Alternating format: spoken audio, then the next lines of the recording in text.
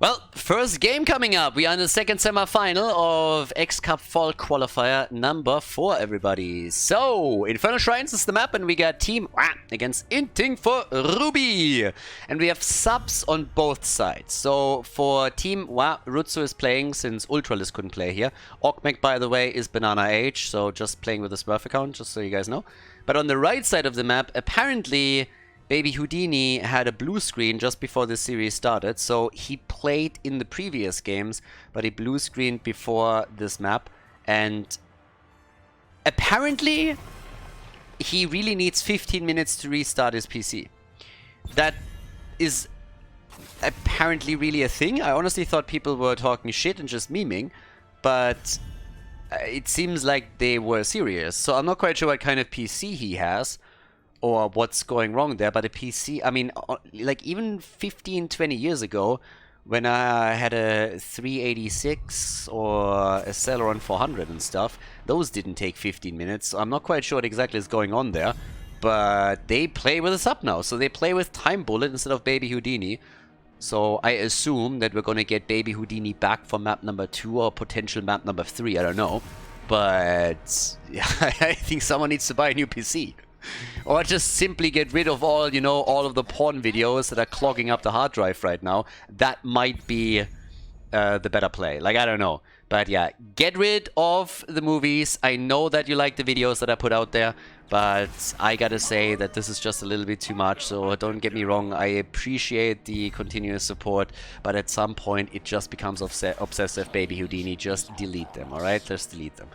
So Infernal Shrines, we got our bans again with, this time they're actually targeting the blue team with not only Maiev but also Mephisto. Seems a little bit like you would target Nick. Those are two heroes that oftentimes get banned out against Nick too. So I like that they get rid on Infernal Shrines now on Mephisto. This is a play that is not only made against Maka these days, but they're making it in this case against Team WAH as well. So I like it. Mephisto is becoming more of a thing. And yeah, we get Deckard Cain, Dehaka, and Junkrat. That's already a nice lead into the draft for Team WAH. Deckard Cain with, of course, a lot of control they can offer on the shrine, on those entrances. Same as Stukov on the other side. And Hogga with a Pog around on the point is also pretty good on that. Garrosh getting banned here. Vala has not been touched yet, so we could still see those multi-shots evolve. And check that out. But yeah, let's see. I would love to have... Why ban her? Come on. So much for I would love to have Vala again in the game. Nope, no Vala in this one. But we get Hanzo instead. And Leoric. Yeah, with the janitor skin as well. Oh, Schallsweffer. The janitor. Honestly, this is one of the best things that Blizzard ever introduced to the game. And it took them years.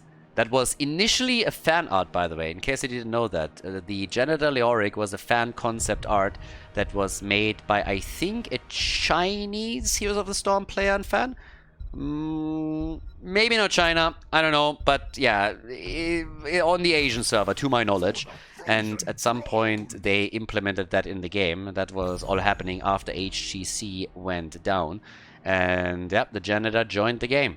Rumor has it that the reason why the janitor came into play is because they needed the janitor's closet for the remaining developers in the Heroes of the Storm team, the last two that they had. So the janitor had to leave the closet, the developers moved in, Leo had no place, so he went into the Nexus. But yeah, just what it is. Now, Diablo as the last pick. We got Sylvanas and Anubarak on the other side. So already, I mean, again, aggressive lineup for them with the damage that they have here. A lot of displacement after initial stuns. The Dibbles set up together with Stukov could definitely put a number on them too. So we have Inting for Ruby against Team WAH. Map number 1. Let's go, everybody. And let's have a look which team takes the lead in this best of 3 series at the semifinal. Team WAH against Inting for Ruby. We are on Infernal Shrines, our first map. Ultralisk on Junkrat. Rutsu subbing in today with Sylvanas. We got Dino on Anubarak, Dequaza on Dehaka, and Banana H on Deckard Cain.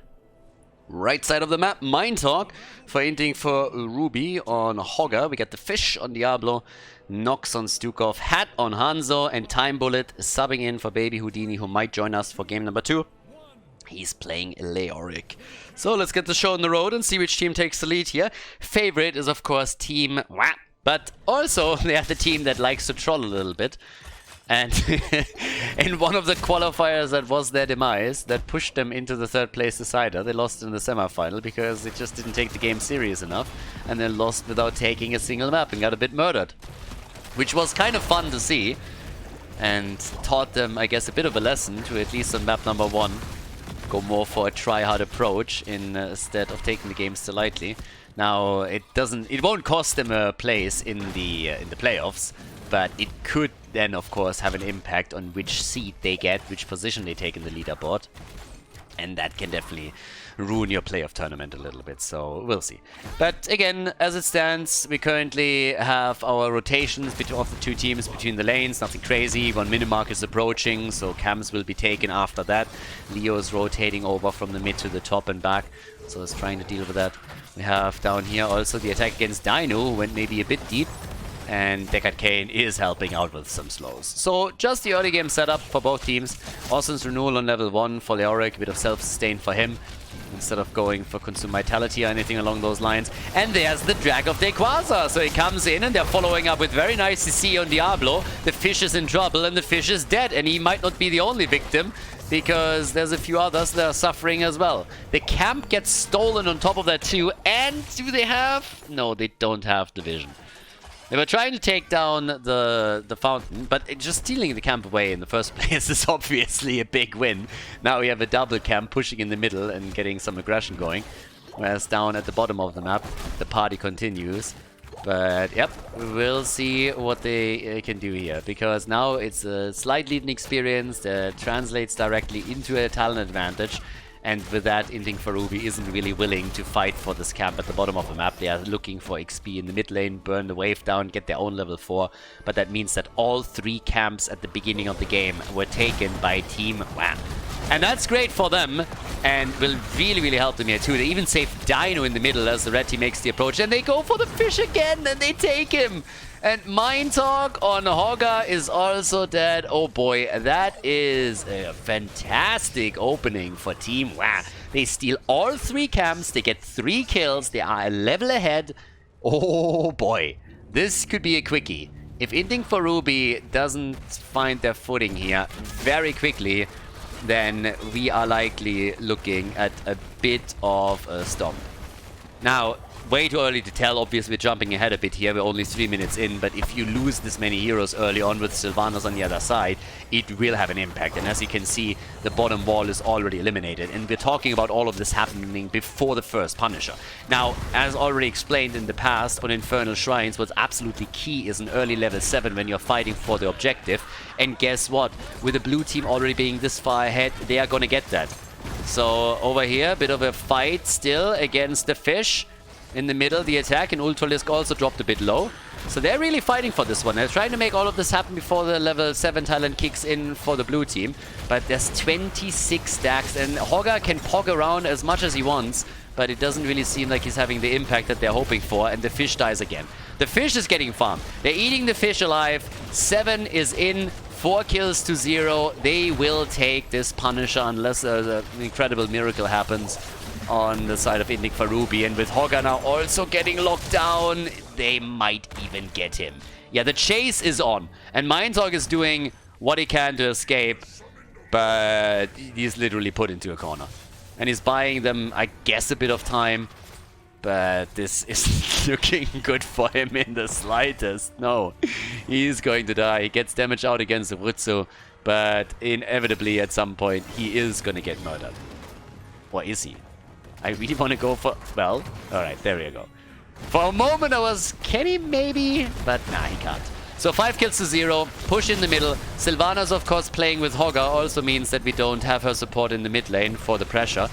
And, well, as you can imagine, that means their fort, for now at least, is still standing. But with 50% of the HP already lost, things are not looking too great. Especially considering that at the bottom of the map, another fort is already taking damage. And Dehaka is now starting to destroy the top wall. So, Team WAH is doing some very, very good damage early on in the game. Before level 10 hits. Once heroics are in, things are oftentimes, of course, changing. But at least for now, they're all good to go. So once again, they're trying to invade here. And they are looking great. Dino, though, might be in trouble. But they're getting good damage in, and they control the point very nicely, especially with Junkrat. But the Quasar is low, and he's about to die. Finally goes down. First kill for Inting for Ruby. They take the camp. They push them back. They try for a follow-up kill on Banana. They don't get him now, but Ultralisk is also in trouble. And gets killed by Mindtalk. Nice. Good job by Inting for Ruby. So they are fighting back. They're getting 2 kills. They close the gap in experience slightly. Get a bit closer to their own level 10. And that was a good first step to slowly make their way back into the game here. Now, they suffered structurally, but they haven't lost a fort yet. So with level 10 and the second objective, they can definitely try to play this out a little bit further. So yeah, good for them. Now, as it stands, we got still level 10 kicking in. The objective hasn't been announced yet. Spawning at the bot lane this time. We got the meme strike. Okay. Meme strike is in for Hanzo. And Deckard Cain, again, story time with him. And alright, so. Now Dino still looking for the engage. Obviously went into the cocoon. Leo hasn't made a choice yet. But, I mean, there's only one choice. Yeah, there it is. Entomb. Entomb gets taken. Okay, thank God for that. For a second I was like, dude, you're not really going March here. So there's the Entomb and the barbecue. And Novarak, he's dead. Nicely done. That was a good one. Yeah, first they are waiting him out with the engage, then they drop the Entomb on him, and then Diablo is just going full terror and gets barbecue time going. So yes, nicely done. I like it. Yeah, great job by him. And of course now, down here, we got the next shrine activating. 5 kills to 3. Seems like Inting for Ruby is slowly starting to claw their way back into this. If they can take the objective, that would be a great step into the right direction. But they gotta be a bit careful here, as long as Leo's not with them. And of course, syncing up those heroics is also going to be very important here. 9 more seconds for the shrine to activate. Sylvana's in the middle. Rutsu needs to be careful here. Dino moving in again. And, okay, they have the position, at least for now. They're starting to poke it a bit. There's the Arca, gets the drag, moving to 3, gets wall stunned by Diablo, and they're trying to take him down. Again, it's Junkrat who helps him out here. But a bit of a slow from Time Bullet as he comes in with another drain on Leo, and he gets the follow-up with the Entomb, but there's no damage for it. There's no damage. Diablo trying to just charge in and get the wall stun, but doesn't get it, and that causes a bit of a problem for the fish. Deckard Cain with the story time comes through, boils them to death. Oh, stay a while and listen. Haha, back in my day, we had no DVDs. Anyways, PCs took 15 minutes to boot, haha. Anyways, 6 kills to 3. We got level 12 to 12, and with 35 points towards the objective, there's just no way for the blue team to lose out on this one. So, the Quasar, yeah, they did a great job there. It was getting a bit tricky. If Diablo gets the engage a bit earlier and is able to stun out the target within the Entomb, maybe they can get the kill. But now Dino is even slowing them down a bit and is still distracting them as Sylvanas is enhancing that push even further. So down here, they're taking down the first fort. The middle one has already suffered and they get a kill too. No. Yeah, Leo down. That's a problem. Now the defense is going to be so much harder. The level 13 gave an advantage to the blue team to begin with. And of course, now Inting for Ruby, they closed that gap, but they have to wait for Leo to do something. Yeah, it's a bit risky. Oh, no! Oh, what? No, they're crushing them. They're going through the bot lane like hot butter through cheese. First they have Leo die, then Hogger dies, now Stukov is dead, and that Punisher, we're 10 minutes in, that Punisher is just crushing. Sylvanas wants another kill in, she gets it. Hanzo is down, he is dead, and that is the end of at least the keep and maybe even more. Oh my god, they are crushing them. Yeah, here comes an attempted kill on Dehaka, that didn't work out, the fish barely got out, but the keep is dead. And now they're making a play for the core. But Rutsu is down, so is Diablo. Diablo didn't have stacks, so yeah, the kill against Hogger, and the core's falling. They're actually going for it. They're taking it down. The core is about to fall 10 minutes into the game, and this, ladies and gentlemen, seems to be the lead for Team WAH. Unless, of course, can they defend? And Nubarak is dead, 10%! It's so close, but no, they are able to pull it off. 12 kills to 5, and Team WAH with victory in game number 1 against Inting for Ruby. Before we head into game number 2, make sure that you subscribe to the channel if you haven't done it yet, so you don't miss out on any future content here on Khaldor TV. Tomb of the Spider Queen, map number 2. I mean, big win for Team WAH. They snowballed that hard. I mean, oh boy. Second Punisher ended the game. Now, I have good news for the Inting for Ruby fans, and the biggest news is that baby Houdini, he's back. He finally made it. So here we have him, and we got the ban on Stukov to start things off with. Alright, Stukov banned. Tomb of the Spider Queen is the map, and yeah, Wave Clear is of course gonna reign supreme again. I can't help myself, but every single time we got the blue team in, I never know what to expect from them, because in some of the earlier qualifiers, as all of you know already by now, they memed a bit too hard, they lost, but I don't know if in a series like this they're now gonna go for some more unorthodox picks just to have some fun, or if they're saying, listen guys, we're going to just quickly move on to the grand final, let's make sure that we don't underestimate them here, so we don't risk losing a map and being forced into the third one. But they've always been one of the teams that is a bit more trollololol, so we'll see. The ban against Maiev again, and this time Junkrat gets banned out too. It seems like Junkrat is mostly banned, but when he makes it through, he's in this weird spot where you either see him banned or picked very early. The impact that he has when played correctly is just crazy, especially if you can follow up with the displacements on stuns that are being made by other players on the team. Now, Jojo as a very early pick here. I mean, first pick Johanna, so already looking at the wave clear here, and Dino is the one looking it in. Oh, okay, Uther and Carrigan. Fish on Uther. That's, by the way, more so the Fish style of old. What was it, half a year ago? Maybe a little bit more than that? Every single time when Fish had the chance to pick Uther first, he did. That was the time when Uther was also a bit stronger and played as a main tank very, very often. So as you can see right now, we have him trying to go back to that style. And it is time for Team Blondie, apparently. Johanna and Jaina picked as the first two with Rega. Okay, Rega in for Banana Age. I like the Wolfie.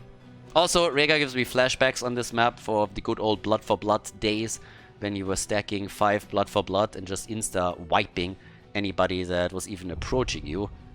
Those days are long gone, Blood for Blood doesn't exist anymore. I guess the closest to it that we have is the level 7 on Thrall.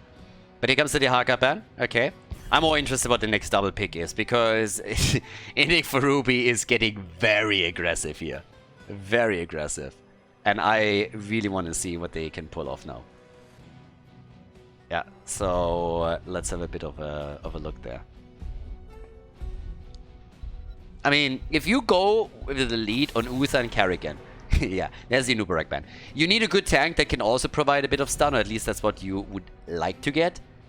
There's several options that they have. It depends on how far they want to go down with this. You have Uther. Again, assuming that you're losing Uther as the support, you can really play Uther in the main tank. And they actually do it. They pick the second support. So they got Ana, Vala, Carrigan, and Uther right now. That gives them a few more stuns. But I expect them to lock in their side lane a bit early, and they didn't. And we get Azmodan again. And as I explained the last time that they played this, Azmodan can be a real pest in the late game. But we've seen Azmodan mainly on bigger maps played with the Demonic Invasion to try and sneak those side lane structures. They have played Azmodan on Tomb of the Spider Queen once, and they really stacked his orb a lot. And that also would explain Jojo, Jaina, and Leo, because they're all fantastic to help Azmodan stacking. And if you stack him quickly on a map like Tomb of the Spider Queen, where you have lanes that are very close together, he can have a late game impact. So that seems to be the name of the game for them. And Malthael is played on as the last pick for Inting for Ruby. So we got the Asmolord again, everybody. Let's check this out. Tomb of the Spider Queen, the second map in the best of 3 series at the semi-final of the X Cup Fall Qualifier. Number 4, which team moves on to the grand final and goes up against the Hardos? We might find out now, depending a bit on the blue team. Team WAH against Inting for Ruby. Tomb of the Spider Queen, Dequaza on Asmodan. We got the Asmolord in the game, Banana H on Leorix, so they're actually switching roles. So they're role swapping a bit in this game, which puts Rutzo on Rhaegar, Dino on Johanna, and Ultralisk on Jaina. Definitely a bit of a trollolol over here, so of course this is still a composition that can work out and there's a lot of good elements to it. It's a bit more old school, but it still can definitely work for them. Whereas Inting for Ruby is playing things with Kerrigan, played by Mindtalk, Fish on Uther, Nox on Ana, Baby Houdini on Malthael, and Hat on Vala. Bit of a different draft. More reminiscent of what we've seen, at least on the right side, for in the past few months, and this is just the Team WAH special that we're currently observing here. So, yeah, let's go.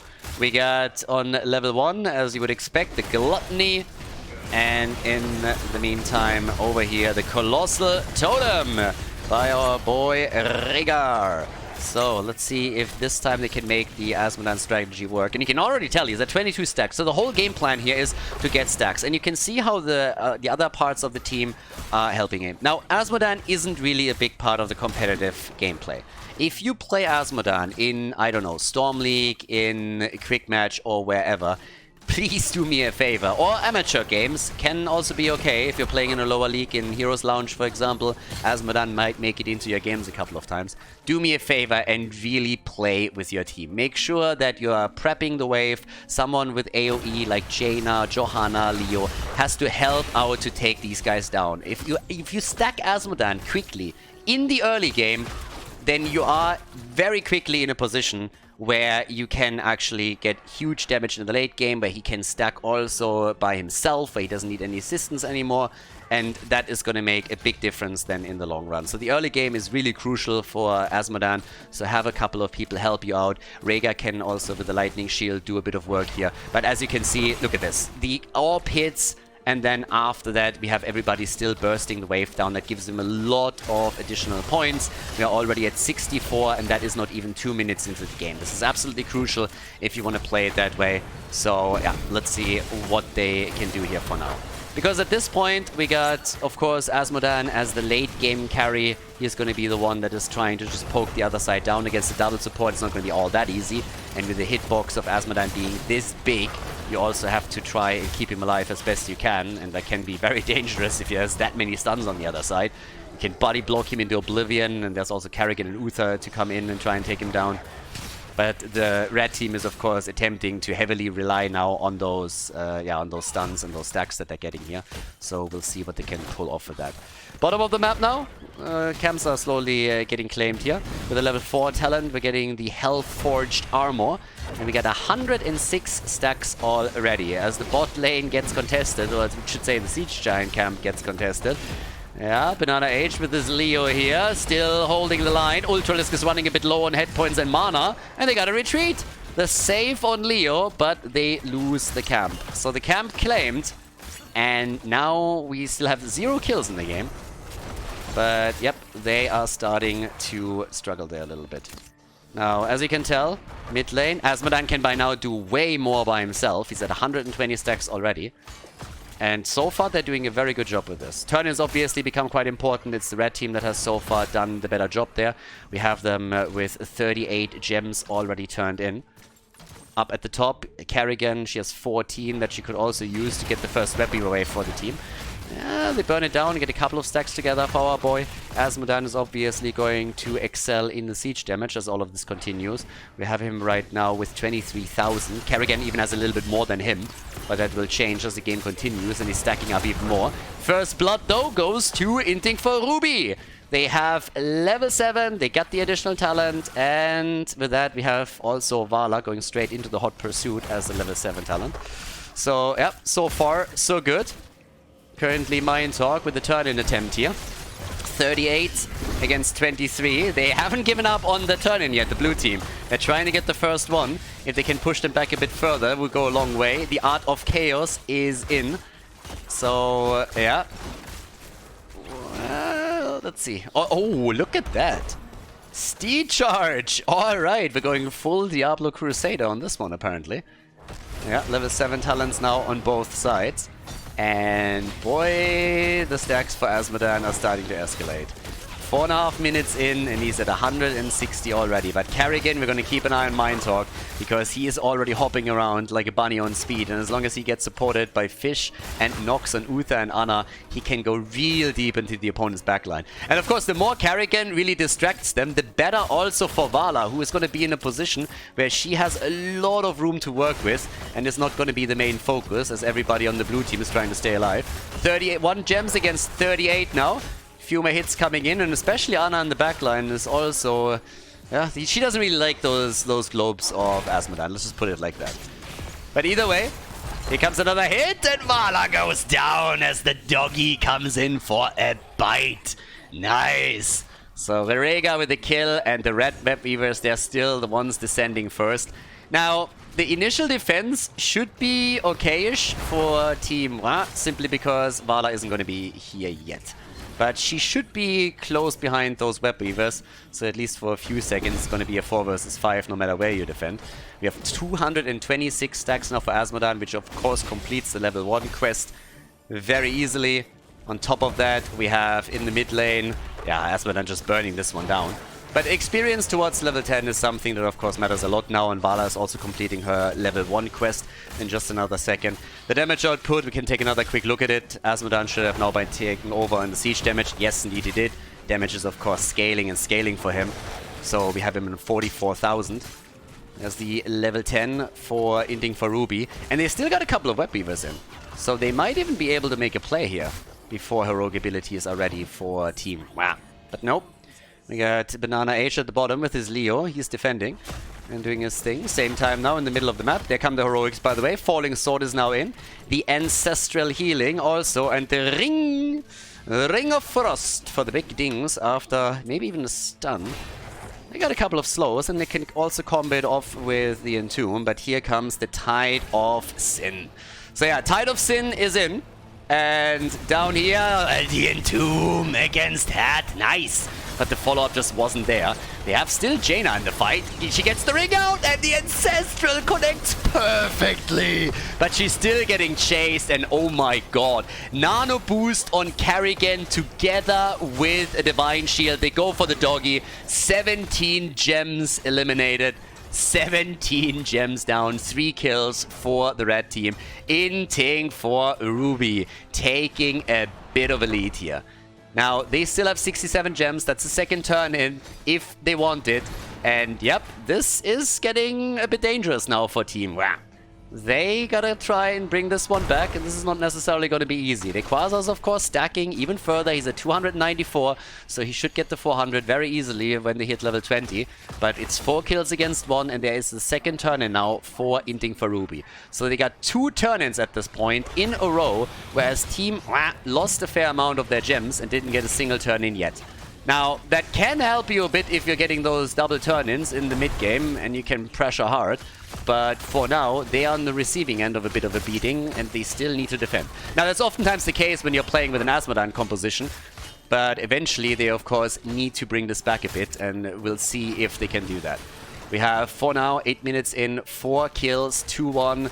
Here comes the push through the top lane, and level 13 is getting closer. That's another talent lead that he could play around with. The Quasar sees Carrigan. There comes Jojo though with the Condemn. Still fine. They go for Carrigan. Divine Shield is still up and could be used. Jaina, the first one to fall, doesn't have the ice block yet. Another play for Dino, and the Ancestral comes too late. Yeah, they're getting abused heavily here. Oh god.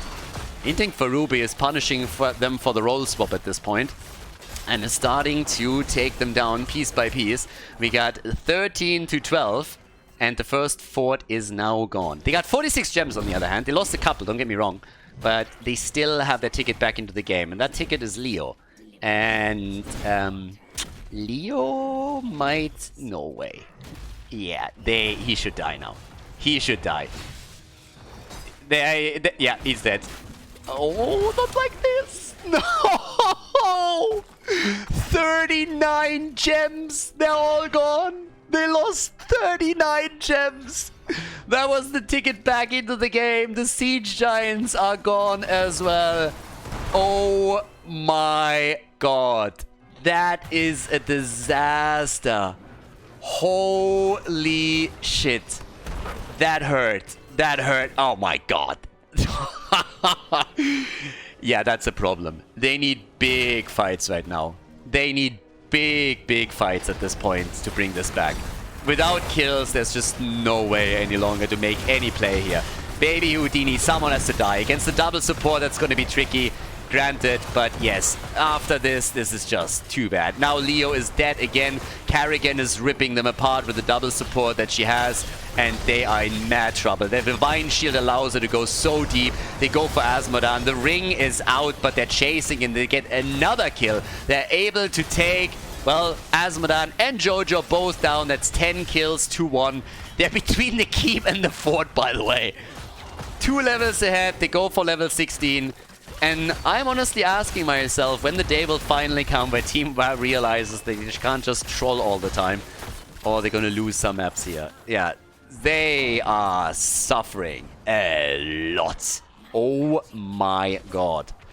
Yeah, that could be a snowball. Honestly, at this point, it should be a snowball. It really should be. So right now, we got level 16 talents, another kill. Rhaegar is dead as well, and yeah, matters are going from bad to worse right now. They really are. I mean, oh boy, they are in so much trouble. The fight, they're pushing it past the fort again. Carrigan is jumping in hard. She doesn't have a Divine Shield or anything. There's the ice block, and Carrigan is dead. This time she didn't have the support there. They're losing Malthael too. I mean, I know they want to int for Ruby, but right now they're inting for forts, gems, and kills. So keep it careful. There's a big lead for the red team, but they can't overplay their hand. They're heavily ahead, but you can still throw this. Especially with an Asmodan on the other side. Well, with a stacked Asmodan in the late game on the other side. Yeah, we're not in a position yet where victory is guaranteed for Team WAH. So, yeah. But as you can see, top lane is pushing. We got 12 kills to 3. The moves are coming in slowly and steadily towards the top as they're trying to push this even further. But time will tell if they can really get victory here, because now we have level 16 approaching. They're still a level behind, don't get me wrong, but they have a potential turn. It would be their first one if they get it. And now Asmodan at 28,000 damage. We currently have him fully stacked. He has his level 16, of course, now. And that already is helping quite a lot with the damage increase, but level 20 is going to be even more impactful. There's also the first turn in, so there is a chance for them to take a few structures down and maybe, just maybe, close the gap in experience a little bit. Carrigan is key. If they can bait out that Divine Shield, if they can stop her before Divine Shield and the Nano Boost rip her apart, that's going to be pretty good. There it is. Divine Shield is in. Carrigan with the hoppity hop hop, trying to go for them. And they're all just retreating. They're waiting for it all to run out. And now they turn on Mind Talk. Now they turn on him. And if they can get the kill here, that would be disaster. Ancestral is out. They survived the attack. They survived the fight. They survived the attack. Now they have a chance. The ults are all gone on the side of Inting for Ruby. And now Asmodan is doing damage. And Carrigan is suffering. One orb after another, one globe coming in from Asmodan. They're getting the pressure, they're pushing them back, they're getting the hits in, and they're poking them down slowly. The Web Weavers attempting to do damage, top lane, bot lane, those are the ones that are getting attacked the most, and Team WAH is rotating in for it. Ults are coming back soon. Leo can ghost out, and does, but gets killed. So another dead Leoric. Bot lane fort at least was broken apart. 13 kills to 3. Not enough gems, I suppose, for a second turn in. But yeah, bottom of the map, it gets pushed out significantly now. So they open it up a little bit, but that's only a small step into the right direction. They have a lot more to do if they want to bring the game back, especially since they are now more than a level behind. So yeah, that is a little bit crazy. All the way up at the top, Dino. He's still doing his thing, pressuring this out. He needs to make sure that he doesn't get caught here.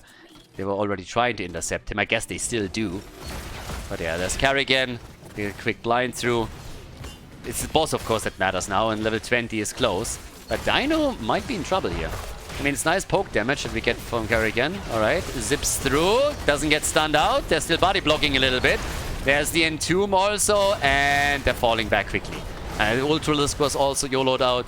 There's a bit more damage 20 again is gonna make a big difference for both teams, and they are going for a very early boss here. I'm not quite sure if that's the right play. There's not, like, bot lane is pressuring for the blue team, not for the red team, and they don't have level 20 yet. They're half a level away. So I'm not so sure if that boss play is really the best call, especially with the Ring of Frost and the orb being around. That might be a bit of an int. So if they get the boss, good for them, but there's big hits coming in now. They let the boss leash, but it's still half a level until 20. You're not in a position yet where you can easily take that fight with an advantage. Big Quasar is alive, there come the Tormented Souls, and Rutsu is dead. The doggy is dead. Yeah, and now they can of course go for the boss finally. I was a little bit worried that they might int on this one, but nope, not so much. Mid lane, Banana Age is trying to push this out, and we have on top of this the Siege Giants at the bottom of the map. Malthael is now taking care of them. With level 20, we also get a Redemption. Dino, I guess, is relying on his Falling Sword to jump out. I guess that's the game plan here. Okay, nice. Divine Shield. But the boss should still be an easy pick. Yeah, it's a 4 versus 4, but they don't have a support. They seem to think that they have to fight. I honestly don't know what the blue team's doing. I mean, that's just griefing, I'm sorry. But against level 20 in that position, I have, yeah, big grief here from Team WAH. Now, maybe they think they can't survive until they have their own level 20, but without a healer against a double support in that situation, I mean, no. No. Just no. You have no support, you have no healer, and then you go in against that. If it's a prolonged battle where Azmodan gets several globes through, then yes, maybe I can see where you're getting with this. But that game is just over at this point. Yeah, so there we go. This is going to be game 3. Boss is still at 50-60% HP, and Leo is coming back. But there's no way for Jaina and Johanna both to come back into it before this one ends. So we go to map number 3. Team WAH is, yeah, they are losing on Tomb of the Spider Queen. Inting for Ruby. They take the win and force the 3rd map of this best of 3 series in the semi-final.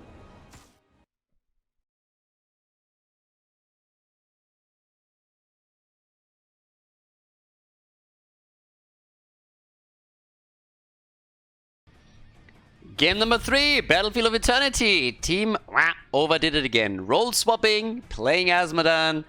Turned out it was a bit too much. And then, of course, that call towards the end, without a support engaging into that fight around the boss, that didn't do them any favors either, especially against the level 20 talents. So now we're on Battlefield of Eternity, map number 3.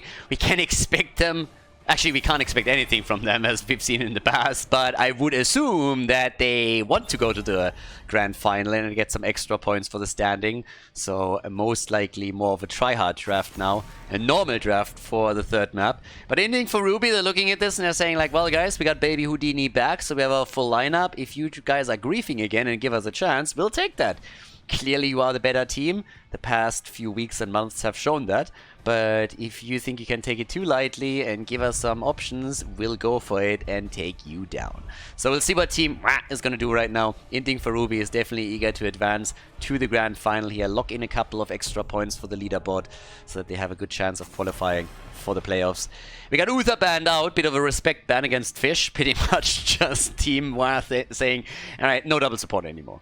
We're kind of done with that. Screw it. And yep, there is the MyF ban. Pretty much the same pattern that we had in the previous game. Okay, time to shine. We have first pick, first ban for the blue team, which of course means that the map was decided by Inting for Ruby. They said they want to play on Battlefield. And there's Stukov. Okay, Stukov is in. Insta-pick. No hesitation whatsoever. The second they can pick, bam! We got Li Ming and we got Ana. So nano boosted Li Ming's. We'll see if Mind Talk goes for his very special Li Ming build again, where he goes into Cannoneer. We've seen that a few times now from him. And yeah, interesting. They definitely know what they want to do here. Vala plus Anubarak. Okay, so we got a Vala finally in the game. Rutsu is playing her. And Dino on Anubarak for now. We'll see if they're switching things around. Or if they're playing off roles again. But yeah. That's a good setup, though, to start things off with. But Urel gets banned. She's a great combo with Anubarak. If you're talking about the top lane, Blaze would, of course, also be kind of nice.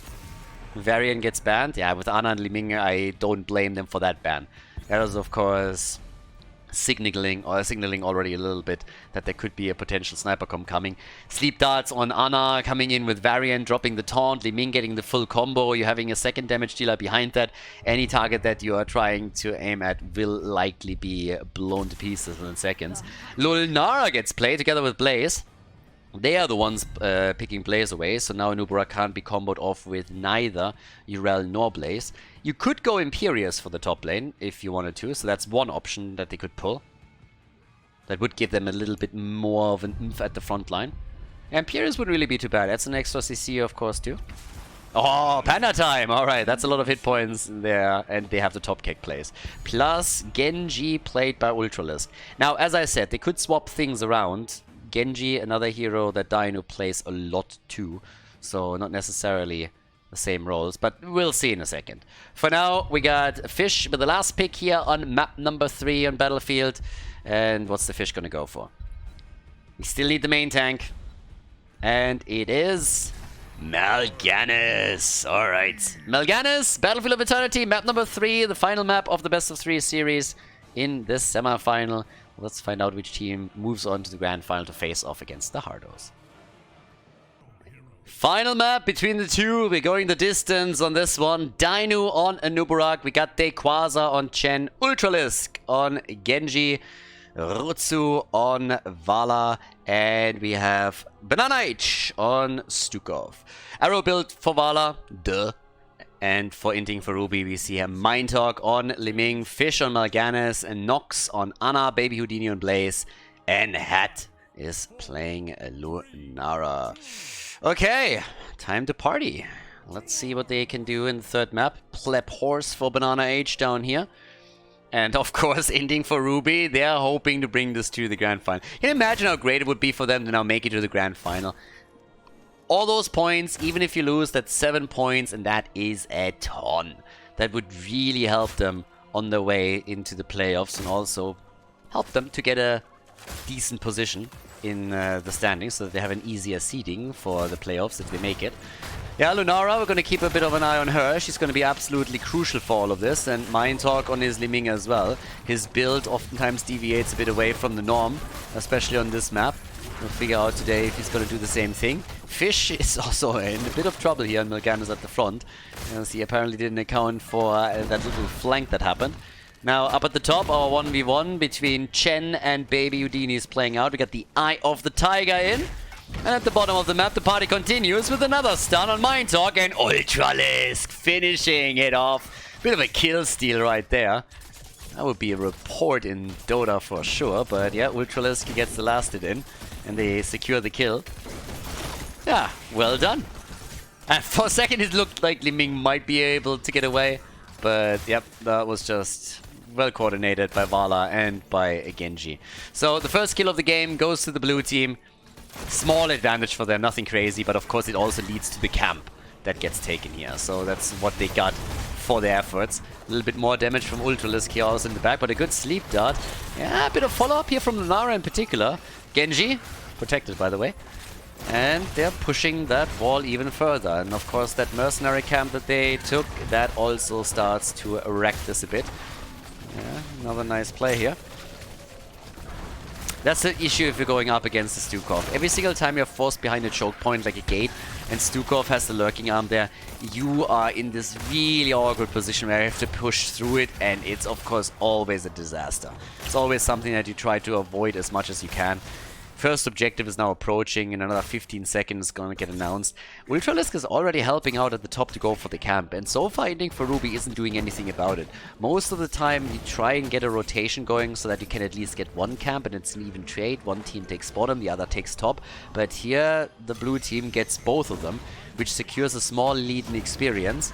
And yeah, it's not really getting too far ahead yet, but of course now with the objective coming up, if you win that too, then you're likely going to run the early level 7 talent.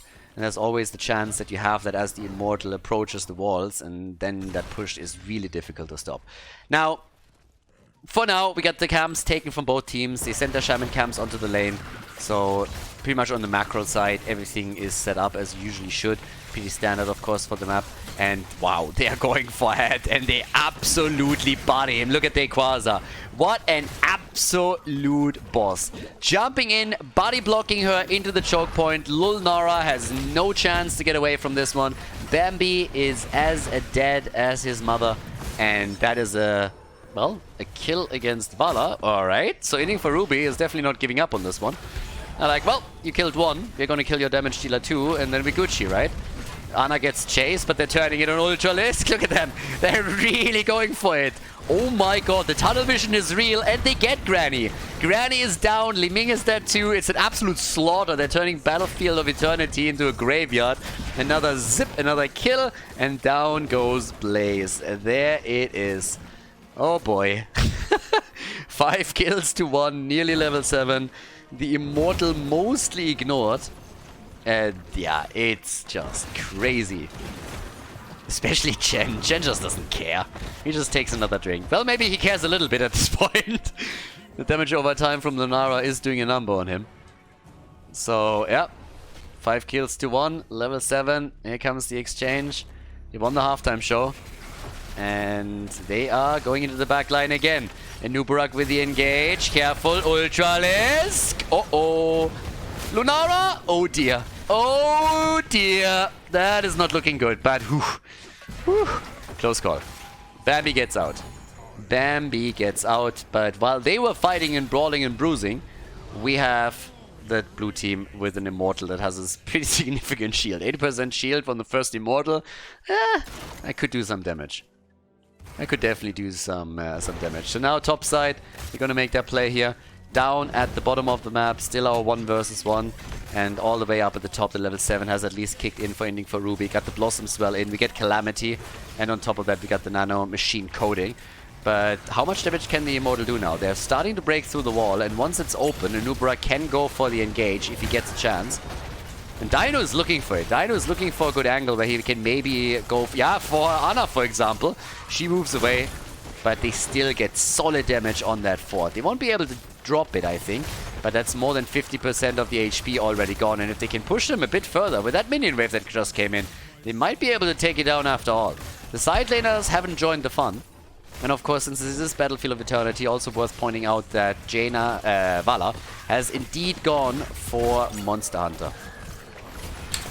But yeah, there's another quick attack against Fish who tried to push them out, but he should be able to get away here. Well, he gets slowed, he gets stunned, there's the follow-up, and of course, Stukov is helping too. So, Fish eating tons of damage, Ultralisk wants the kill, Swift Strike, and yes, goodbye, but no way. Close call, Genji.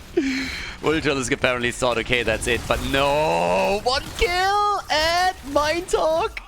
They might get another 7 kills to 1. Bambi is in trouble, she dies too, and that's 8 kills to 1. Level 10, 1.5 level advantage. Yeah, that's a bit of a stomp, at least early on. Also, Triple Panda, Earth, Storm and Fire for Chen.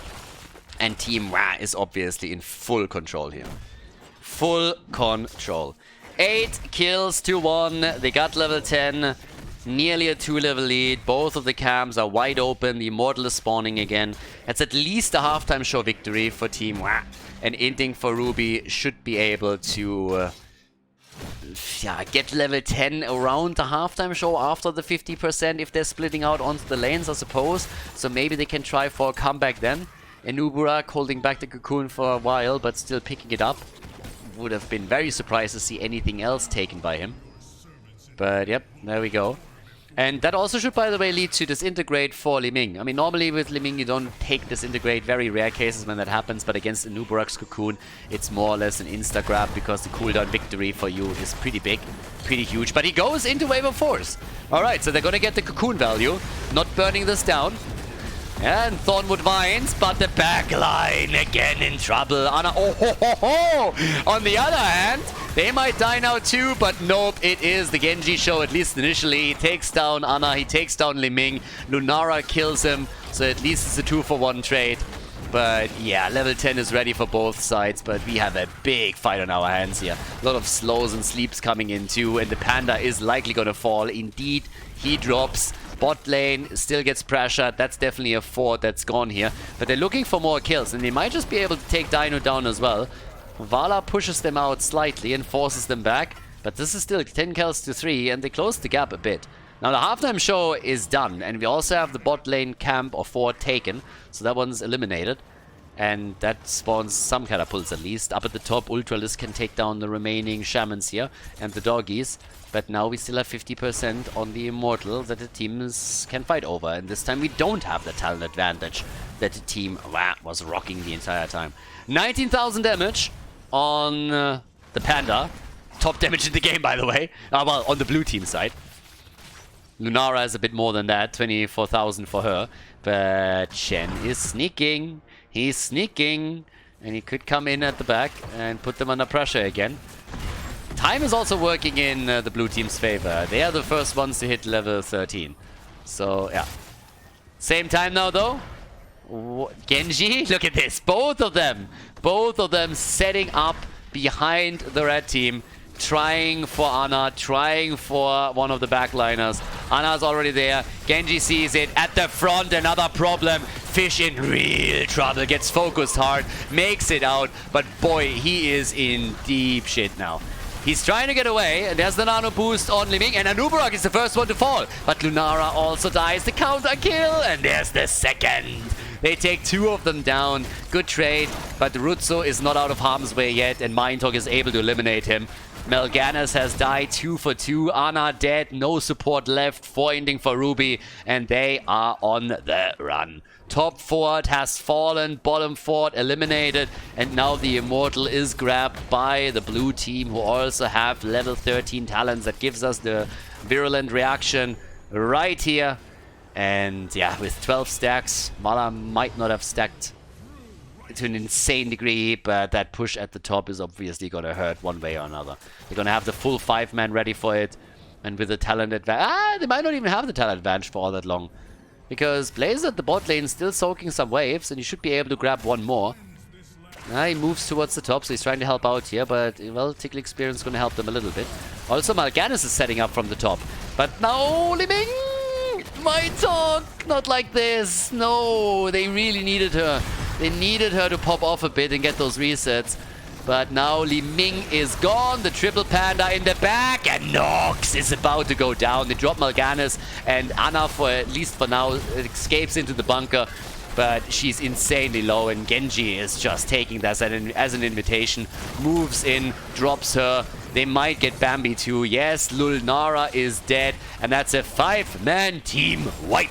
Everybody dead. The keep is gone. They have a 2-level lead, and now they move on towards the core. With the Immortal still this strong, there's just no saving it, or at least there shouldn't be. They're 5-manning this thing hard, and that is a grand final spot for Team WAH as they take the core down on Battlefield of Eternity and defeat Inting for Ruby with a 2-1 victory in the semifinal. GG.